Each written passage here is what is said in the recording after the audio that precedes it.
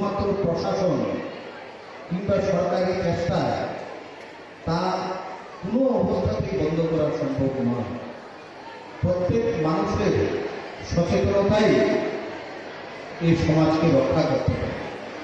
আমরা দেখেছি যে বর্তমান সময়ে একটা বিশেষ চক্রান্ত করে আমাদের স্কুল লেভেল পর্যন্ত এই নেশাকে ঢুকিয়ে দেওয়া হয়েছে।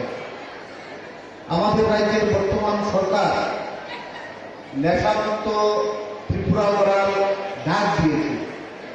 আমরা দেখেছি রাজ্যের মুখ্যমন্ত্রী মাননীয় ডক্টর মানিক সাহা মহোদয়ের এই নেশামুক্তি কার্যক্রমে পুলিশের ভূমিকার কারণে প্রচুর নেশা জাতীয় দ্রব্য প্রতিদিন সেখানে উদ্ধার করা হয়, কিন্তু তাতেও খামতি নেই।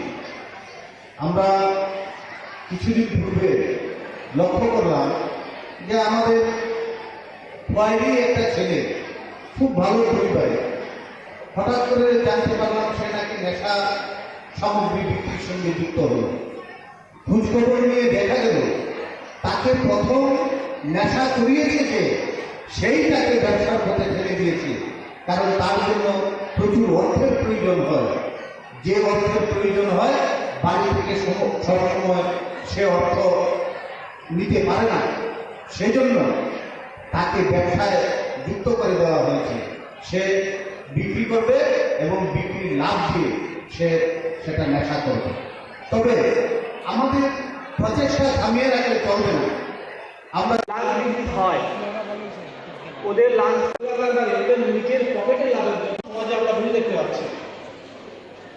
কখন কি সমাজে আমরা ভুল দেখতে পাচ্ছি। তোমরা এসেছিলে, তোমরা এই নিয়ে আলোচনা করেছো এবং কিছুদিন করে গাড়ি করতে বসে